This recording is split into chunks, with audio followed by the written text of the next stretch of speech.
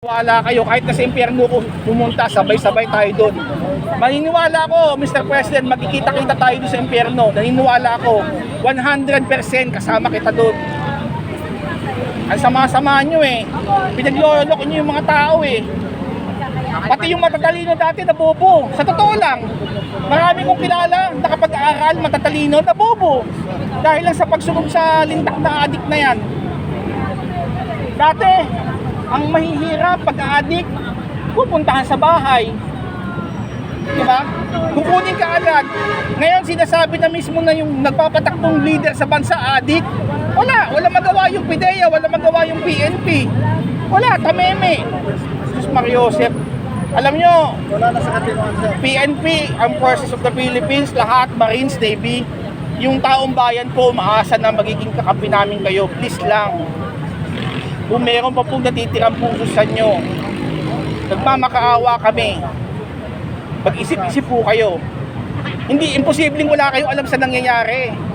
Mga PSG, imposibleng hindi nyo alam yung pinag-aagawa ng presidente at ng first lady. Imposibleng hindi nyo alam yan. Ngayon, kung sweldo lang ang hapon nyo, mag-aambag-ambagan kaming vlogger. Magtatawag tayo, mamalimos tayo.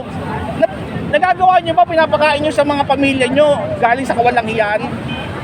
Yung mga general ngayon, nagagawa nyo pa na ang gagara ng kotse nyo, pero yung pinapakain nyo galing sa mga kurakot.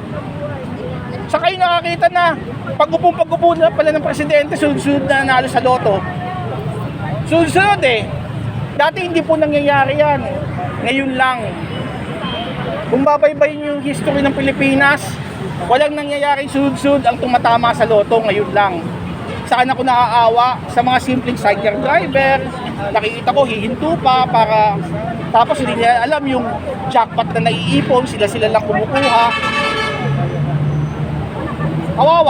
Kawawa po yung bansa, sa totoo lang, kawawa.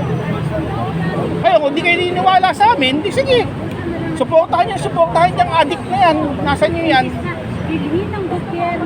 Dati yung mga matatalino, pagka-adik, ang galing mag-comment. Adik yan, ikulong na yan, bitay na yan, simpleng tao hinuhusgahan. Kaya no, kumot leader ng bansa at kumot himudpwet sila, hindi nga makagawang magpa-hair follicle test, ganyan pa. Diba? Kaya tanungin ko, diba? Common sense lang ginagamit, diba? Kumbaga, hinahamon natin na magpa-drug test o hair follicle test, hindi pa magawa. Saka may balita ko na yung asawa daw niya nagbubudo. Alam niyo ba yung budo? Kumbaga, may parang session sila. Kaya siguro ganyan yan eh. May mga session sila, may nagsasayan sila, meron silang mga parang ritual. Eh demonya po talaga. First lady, demonya ka pala eh. Lahat ng mga kinukuha mo mangkukulam, pakulam mo ako. Sige nga, hinahamon kita. Lahat ng mangkukulam, kahit yung mangkukulam mo, imported pa. Hinahamon kita, magtulong-tulong sila. Ngayon, sinasabi ko sa inyo, sa hindi nakakaalam, may ritual yung mga yan. Kaya pala ganyan ugali niyan. Kahit na hindi nakasinggot, nanlalaki yung mata. Pero ang advice ko lang sa inyo, sa first couple, sa first family, malayo pa po tatakbuhin ninyo. Sana po magbago na tayo. Hindi naman po kami nagingit-git dito para kung ano man. Ang inaano namin yung malasakit sa bansa. Napapaghulihan na po tayo eh. Kaya nga po binoto yung Marcos eh, kasi akala, sabi, murang bigas, mura lahat, lahat yung ng gobyerno mababalik. Hindi ho eh. Tayo yung naiiyak. Binenta pa, magiging private na. Di mo ba? Ng terminal fee. Lahat, yun pa, yung terminal fee. Meron pa sila ibebenta. Hindi ko lang masabi eh. Meron pa sila ibebenta. Lahat na lang binibenta nila. Kung tutusin, sayang eh. Magaling pa ata si Pinoy dito kay Bongbong Marcos. Siguro po bago po tayo magtapos, muli pinapasalamatan ko yung mga vlogger. Tapos yun lang, huwag natin kalimutan magdasal sa Diyos. Naniniwala naman tayo na walang imposible sa Diyos. Mr. President, happy birthday. Hinay-hinay lang kasing utang. God bless. Salamat sir ninyo. Luggage niya. 30 years ago yung dala-dala niya siguro.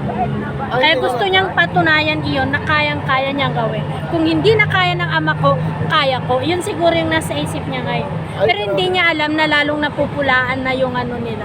Napupulaan na yung pamilya nila. Lalong nasisira yung pangalang Marcos. Kaya sana... Ay, dati nang sira talaga eh. Oo, sira na pero lalong sinisira. Kung bulok na noon, ngayon ang ginagawa niya, lalo pa niyang Binabaon. Oo, binabaon. Kaya sana magbago na rin. So, yun lang. Hello, Sir Yun lang masasabi ko. Ayan lang masasabi. Birthday greetings kay President. Ha? Birthday greetings. Birthday greetings. Damihan mong suminghot nang matapos na yung lahat para maubos ng problema ng Pilipinas. Baka